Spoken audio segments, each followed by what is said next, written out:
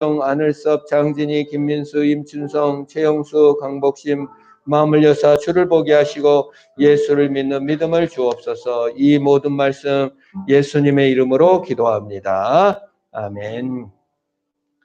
우리 지난 시간에 마가복음 하늘 언어, 예수님께서 세례를 받을 때 하늘에서 소리가 쏟아져 나왔다고 했죠. 이는 내가 사랑하는 자다. 그래서 우리가 하늘 언어를 많이 쓰자. 첫 번째 하늘 언어가 내가 사랑한다. 우리 따라해 볼까요? 시작. 내가 사랑한다. 우리 자녀들에게 내가 너를 사랑한다. 이렇게 말했다면 사실은 하늘 언어를 쓴 거예요. 두 번째 하늘 언어는 뭐가 있다 그랬어요? 내가 너를 기뻐한다. 한번 따라합니다. 시작. 내가 너를 기뻐한다. 우리 자녀들에게 칭찬할 때 이렇게 표현하는 게 제일합니다. 내가 기쁜데 너는 얼마나 더 좋니? 내가 기쁜데 너는 얼마나 더 좋니? 시작. 내가 기쁜데 너는 얼마나 더 좋니? 기뻐해주는 사람이 세상에 없습니다. 나를 있는 그대로 기뻐해 준다는 사실을 할 때 얼마나 행복합니까? 그런데 내가 너무 기쁜다. 뭘 했어도 내가 너무 기쁜데 너는 더 기쁘지. 내가 엄마의 기쁨이 되고 그 기쁨이 나에게도 전달된다. 하늘 언어입니다. 그리고 세 번째가 너희는 그의 말을 들으라. 순종하는 것이 하늘 언어입니다. 하나님 말을 듣는 것이 하늘 언어라고 그랬어요. 네 번째가 영광을 돌린다. 내 공로가 아니고 내가 얼마나 고생했는지 알아요.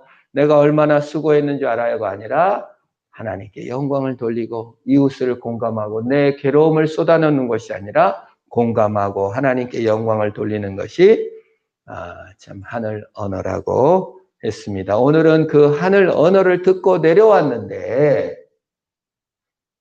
이제 밑에 지금 간질병 환자를 귀신 들린 사람을 못 쫓아내고 있어가지고 하늘 언어를 듣고 내려왔다가 병을 못 고친다고 변론이 나는 성경 본문을 보면서 하늘 언어를 어떻게 우리가 적용해야 되는가. 특별히 순종의 도덕적 순종, 경건의 순종에 대해서 살펴보고자 합니다.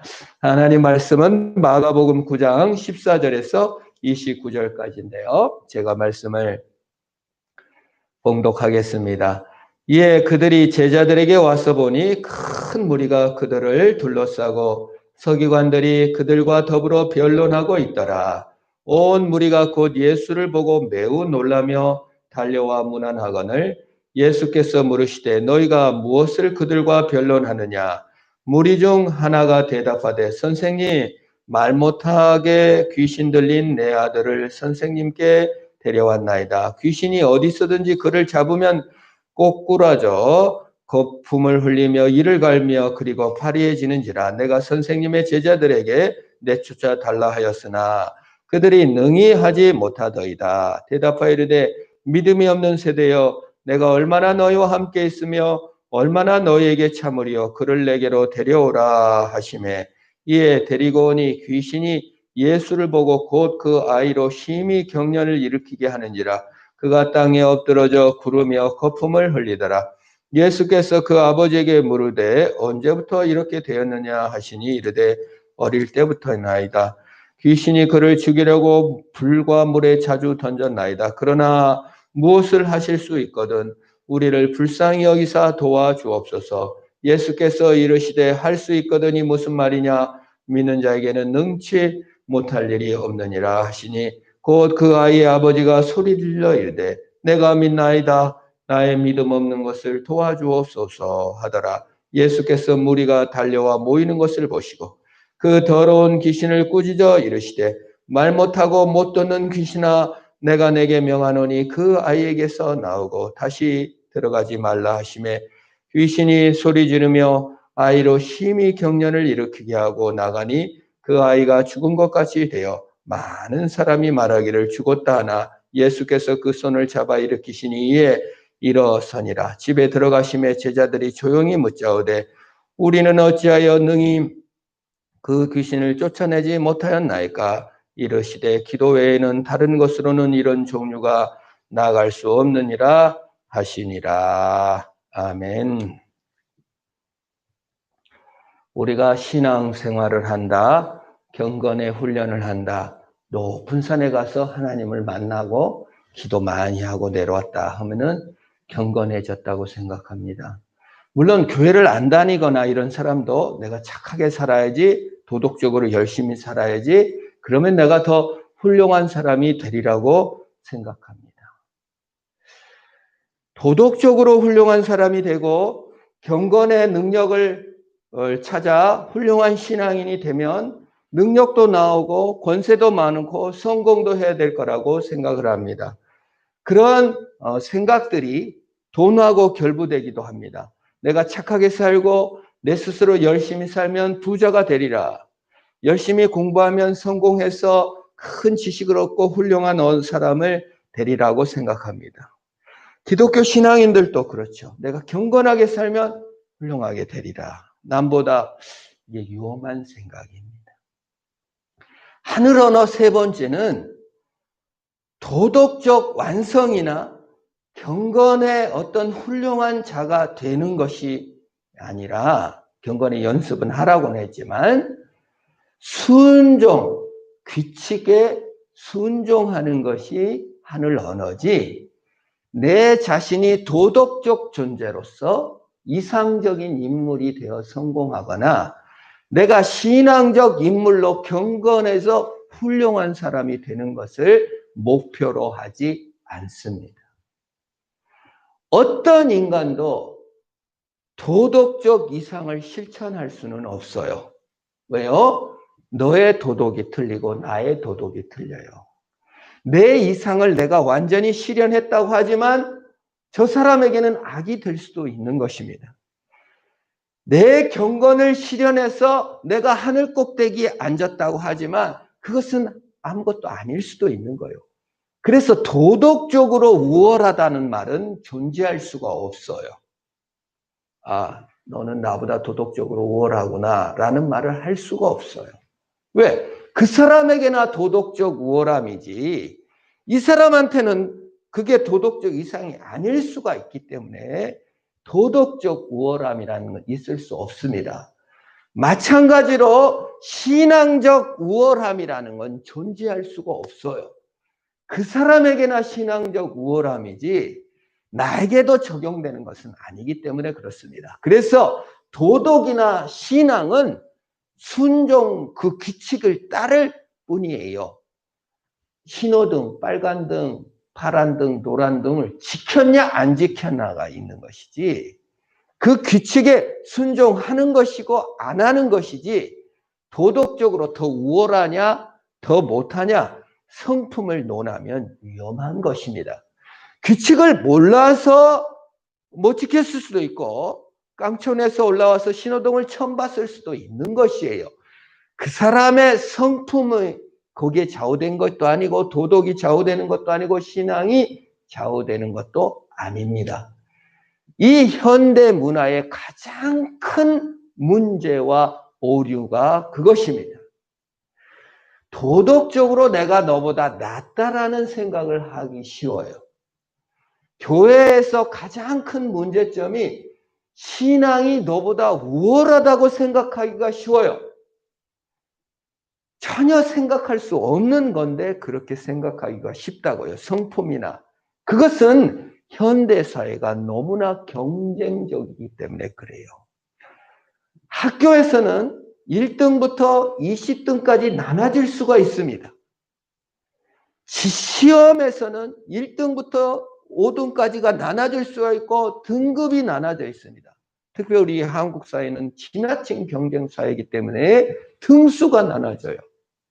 미도 등수가 나눠지고 지식도 등수가 나눠진다는 바람에 대학도 등수가 나눠지는 바람에 좋은 대학을 가면 뭐가 돼버려요. 벌써 훌륭한 사람이 돼버려요. 그 노력이 훌륭한 사람이 돼버려요. 무서운 진리입니다, 여러분. 우리는 너무나 현대인으로서 경쟁사회에서 살다 보니까 전혀 우월함이 아닌 곳에서도 우월함을 느끼는 거예요.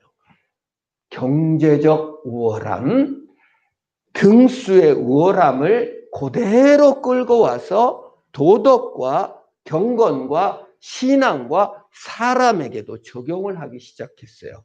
이걸 상품화되었다라고 표현하는 것입니다. 전혀 도덕의 기준은 덜 우월하고 더 무능하고가 없는데 그걸 평가하는 순간 그건 도덕이 아니에요.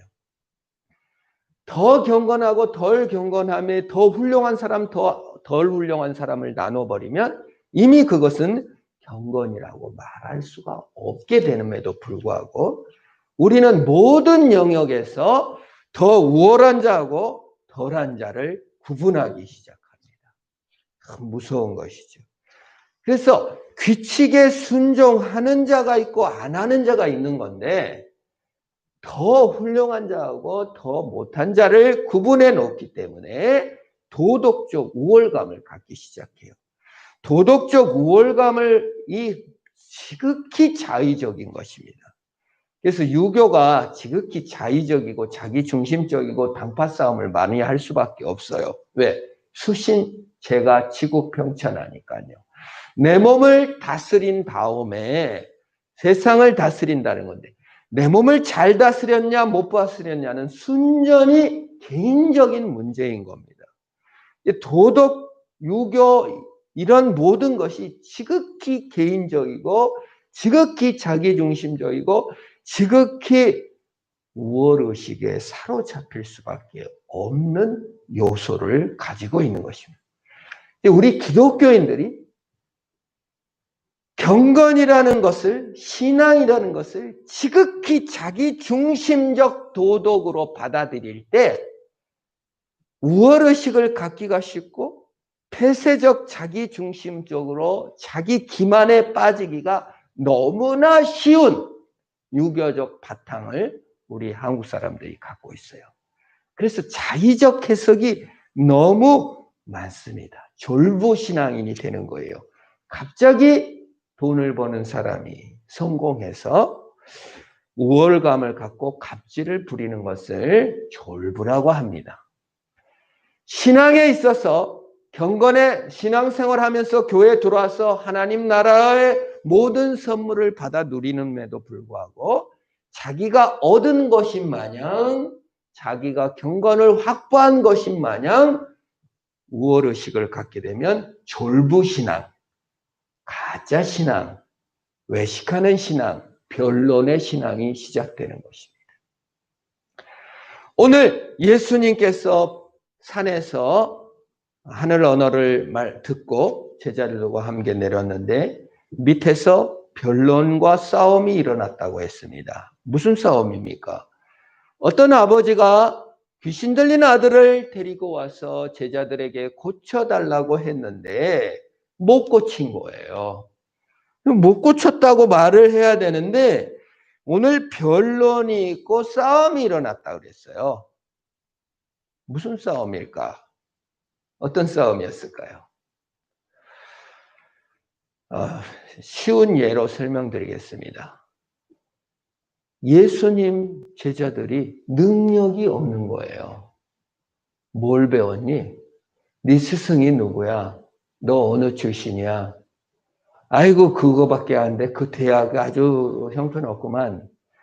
출신이나 공로나 성분으로서 능력으로서 사람을 평가하는 싸움인 것입니다. 너는 기적을 못 일으켰고 귀신 들린 사람을 못 쫓아냈으니까 능력이 부족해. 아유 예수님을 따른다면서 그것도 못하냐?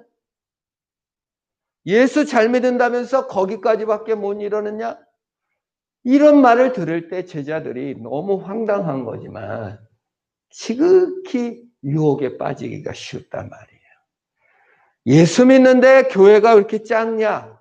예수 믿는데 그거밖에 못 사나? 예수 믿는데 왜 병 고침이 안 일어나느냐? 예수 믿는 것이 주가 아니고 사실은 능력이 나타났냐 안 나타났냐? 내가 얼마나 훌륭해졌냐 안 훌륭해졌냐? 내가 얼마나 도덕적으로 경건의 능력을 갖게 됐냐 안 갖게 됐냐? 능력과 그 힘에서 찾으니까 계급이 나눠지고 싸움이 이렇게 진간이 나누고 싸움이 일어날 수밖에 없는 것입니다. 아유, 예수를 몇 년 따라다니는데 그런 귀신도 하나 못 쫓아내요. 아버지의 싸움이고 주변 사람들의 싸움입니다. 글쎄 내가 예수님이나 만나야 예수님이 능력이 많지 제자들이 뭘 배운 것도 없어. 이렇게 판단하고 싸우고 있는 것입니다. 얼마나 우스운 일입니까? 그러나 너무나 자주 일어나는 일입니다. 교회에서 그 목사님 능력이 있더라. 그 사람 너무 훌륭하더라. 그 사람 너무 못하더라. 너무 줄을 세워놓고 판단하고 있더라 그 말입니다. 남을 판단하고 다른 예수를 판단하고 예수를 제자를 판단하고 그 사람의 능력과 재능을 판단하고 있다는 것은 뭐예요? 자기는 죄인인 것을 모르는 거예요. 변화받아야 될 것은 내 자신인데 남을 한다고 있다는 것은 이미 우리가 도덕적 우월성, 경건의 우월성을 너무나 쉽게 인정해버리는 거예요. 하나님 앞에 더 우월한 자와 더 낮은 자가 없고 도덕적으로 더 우월하고 낮은 자가 없고 하나님 앞에 사람이 더 우월한 자가 낮은 자가 없는데 우리는 모든 영역에서 더 우월한 자와 더 낮은 자를 너무나 쉽게 인정하는 사회에 살고 있습니다. 교회에서도 그래요. 뭐 존경하고 사랑하는 것이 아니라 아예 계층을 만들어 놔버려요. 아, 그건 목사님이 할 일. 아니요. 다 하나님 앞에 똑같다는 것을 너무나 쉽게 계층을 쳐놓고 비난해버리고 내 자신이 하나님 앞에 뛰어드는 것은 내 자신이 경건의 순종은 하지 않더라 그 말이에요. 교통법규 안 지킨다고 막 욕을 하지만 자기는 안 지키는 거예요. 자기는 집행자가 돼버리는 거예요. 검사나 판사가 막 남은 때려잡으면서 정작 자기는 그냥 불패스해버린 거예요. 왜? 우월한 집행자가 되니까요. 이 변론입니다. 신앙을 판단하고 하나님을 판단하고 성경을 판단하는 마음속에는 내가 그 규칙을 따르고자 하는 마음이 아니라 법의 집행자가 되겠다는 마음 때문에 변론이 일어나는 것입니다. 교회에서 우월한 사람, 낮은 사람을 나눠버리고 나 같은 것은 이라고 말하는데 사실은 나 같은 것이 아니라 겸손한 것이 아니라 법의 순종자가 아니라 집행자로서 판단자로서 쓰려고 하는 이 변론입니다. 무서운 변론이죠. 그 이면에 우월의식이 있고 도덕적 완성과 신앙적 완성을 꿈꾸는 자기가 신이 되려 하는 자기 스스로 뭘 만들려는 아주 행위가 깊이 박혀 있는 것입니다. 성품이 그렇게 되지 않아요, 인간이. 기독교인이 성품이 그렇게 훌륭해지지가 않아요. 순종의 일이 있을 뿐인 것입니다. 그래서 예수님께서 말씀하십니다. 언제부터 그랬나? 그러면 그러자 어렸을 때부터 그랬습니다. 당신의 제자들이 못 고쳤습니다. 거기에는 어떤 겸손도 없습니다. 자기 고생한 거, 애가 얼마나 고생했는가, 내가 얼마나 수고했는가, 그리고 당신의 제자들이 얼마나 무능한가, 순위가 있고 경건에도 순위가 있고 예수 사람의 능력에도 순위가 있다라고 생각하고 있을 뿐입니다. 왜 못 고쳤습니까? 내가 얼마나 간절하게 기도했는데요. 왜 못 고치십니까? 내가 얼마나 고생했는데요. 라고 있는 것입니다. 법의 집행자가 되고 있는 거예요. 누가 더 센가? 누가 더 능력이 부족한가? 누가 더 사랑을 받아? 예수님이 안 고쳐줬으니까 덜 사랑한가 보지? 라고 판단하고 있는 것입니다. 누가 더 큰가? 제자들 끝까지. 예수님께 부탁해야지 제자들에게 왜 부탁해? 저거는 힘도 없어. 이런 변론입니다. 그래서 예수님께서는 그 사람에게 뭐라고 말합니까? 할 수 있거든이 무슨 말이냐? 믿는 자에게는 능치 못한 일이 없느니라. 그 전에는 믿음이 없는 세대요! 라고 말씀해 주신 거예요. 자신은 최선을 다했고 남들이 자신을 못 고쳐서 이런 모든 어려운 일이 있을 뿐이다 라는 사람에게 네가 먼저야. 네가 믿음이 없어. 너는 법에 순종하는 자지 네가 법의 집행자가 아니야. 나의 가능성을 판단하지 말아라. 나의 능력을 판단하지 말고 네 상태의 고침을 받아라고 예수님께서 이 아버지에게 말해주고 있는 거예요. 우리 인생들은요, 나의 가능성, 나의 재능, 나의 능력을 매일 판단하고 정죄하고 매일 이 부족 의식과 열등 의식과 갑질과 그 순위 경쟁에 매우 할 수 있거든. 자신의 능력 안에서만 빙빙 쳇바퀴를 돌기가 쉽고 그 이면에는 법을 집행하고자 하는 판단의 마음이 가득합니다. 내려오지를 않아요. 그리스도 앞에 죄인이고 내 힘으로 살 수 없고 하나님께서 힘주시고 하나님께서 믿음을 주시고 하나님의 사랑으로 나를 감싸야 내가 치료된다는 것을 모르는 것입니다. 너무 안타까운 거예요. 그래서 도덕적 완성을 꿈꾼다고 하고 신앙적 완성을 꿈꾼다는 자들이 지극히 교만해지는 거예요. 그럴 수가 없어요. 구조적으로. 도덕적 완성은 있을 수가 없는 거예요. 그건 했다 하는 것이 무슨 이상한 말인 것입니다. 경건의 완성이라는 것이 있을 수가 없는 거예요. 그건 주께서 이루어 주신다는 면에서 완성인 거예요. 주께서 구원해 주신다는 것에서 우리의 순종이 있을 뿐이에요. 신자는 순종이 있을 뿐이지 우월이 있는 것이 아니에요. 여기에 우리가 많이 놓칩니다. 기독교 신앙이 너무 경쟁적이고 너무 평등하지가 않게 된 것이 공로신앙을 따르는 것이 우월함을 따라가는 거예요. 완전함을 따라가는 거예요.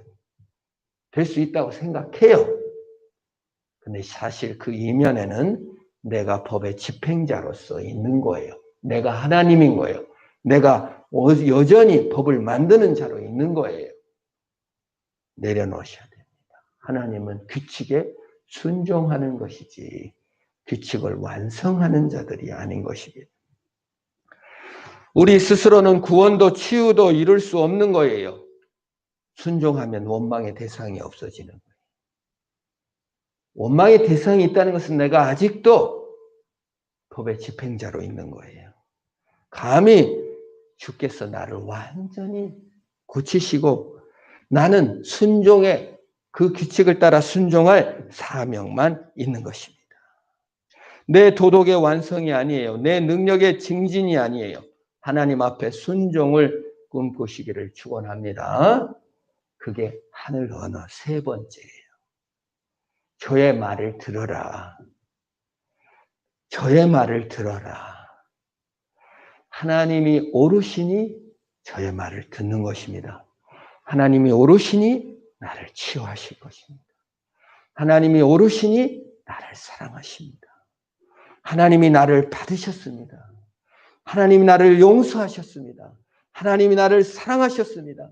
끊임없는 기도를 나에게 부어주시고 순종을 통해 성숙해 나가는 거예요. 그래서 기독교 구원은요, 우월한 자가 절대 없어요. 마음이 드는 순간, 교회에서 이런 마음이 드는 순간, 혹시 나는 순종을 하는 자인가 법의 집행자로 있나 스스로를 돌아보시고, 오 하나님, 나의 믿음 없는 것을 도와주옵소서. 내가 믿나이다. 나의 믿음 없는 것을 도와주십시오. 돌이키시기를 축원합니다. 믿음이 없는 거예요. 공로를 의지하면 믿음이 없어져요. 우월의식을 품으면 믿음이 없어져요. 열등의식을 품으면 믿음이 없어져요. 왜요? 하나님의 법은 순종함으로 가는 것이지 내가 완성하는 것이 아니기 때문이에요. 성공의 전제로서 치유의 전제로서 믿어주는 게 아니라 그 말이에요. 그분이 옳기 때문에 순종에 나가는 것입니다. 그 순종의 훈련을 하늘 언어를 연습해 가셔야 돼요. 어쩌다 한번 순종했다고 해서 맨날 나오는 게 아니에요. 노래를 부르는 다이가 어디서 오페라, 우리 딸이 오페라 어디 친구들하고 했을 때 자기가 1등으로 제일 잘했대. 한번 발음이나 이렇게 잘 나왔어. 그렇다고 오페라 가수가 되는 게 아니에요. 오페라 가수가 되려면 계속 연습해야 돼요. 예수님 앞에 어떠가 한번 순종했어요. 아, 하늘 언어 순종이지. 그래. 남과 비교하는 거 아무것도 아니지. 오롯이 품는 거 아무것도 아니지. 능력 많고 적으면 아무것도 아니지. 주님은 순종만 바라지. 에이! 한번 순종. 한번 순종했어. 그렇다고 순종의 사람이 되는 게 아니에요. 오페라 가수가 되려면 끊임없이 훈련을 해야 순종에 익숙한 자가 돼야 되는 거예요.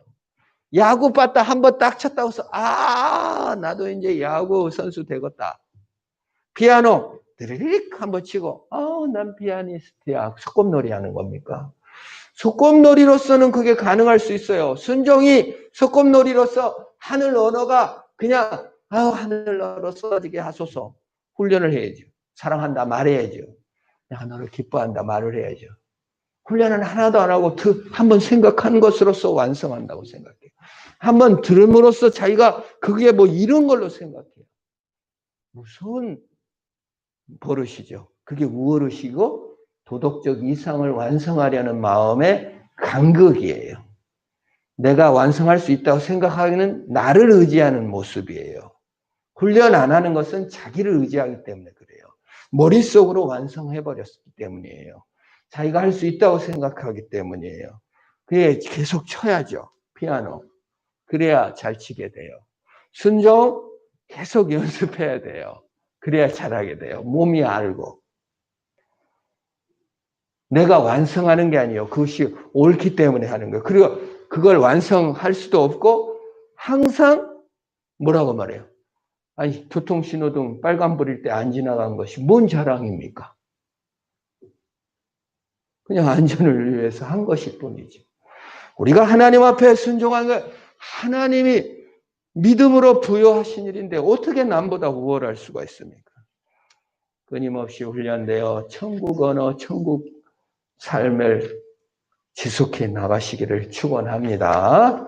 우리 합심을 한번 기도합시다. 하나님, 참 하나님 천국 언어인 순종에 그의 말을 듣는 자가 되게 하옵소서. 내가 혹시 우월의식이나 열등의식에 빠져 완성할 수 내가 있다고 생각하면서 포기해버리고 완성할 수 있다 생각하여 남보다 우월한 포기하는 거, 남을 판단하는 거, 남보다 우월하다고 생각하는 거 다 사실은 나 자신을 의지하는 것입니다. 내 자신을 의지하지 않고 참 하나님의 규칙에 순종하는 자 되게 하옵소서. 우리 합심을 한번 기도합니다. 하나님 아버지 감사합니다. 내가 내 도덕적 완성을 이루려 하고 내가 경건의 완성을 이루려 하였던 모든 것을 내려놓습니다. 주님 회개합니다. 나는 순종이 있을 뿐이지 도덕적 완성이나 경건의 완성을 내가 이룰 수 없음을 고백합니다. 예수 그리스도께서 이루어 주실 것이고 예수 그리스도께서 은혜 베풀어 주실 것을 기대합니다. 오 하나님 앞에 순종하며 나갈 망정 도덕적 완성이나 그것을 통하여 내 자신을 증명하려는 자가 되지 않게 하시고 남보다 우월한 자가 되거나 남보다 높은 자가 되지 않게 하시고 오직 순종하는 자로 주 앞에 나가게 하여 주시옵소서. 하늘 언어의 비밀, 순종의 비밀을 발견하고 깨달아가며 훈련해 나아가 하나님께 영광을 돌리게 하옵소서. 예수님의 이름으로 기도합니다. 아멘. 주님 가르친 기도하시겠습니다. 하늘에 계신 우리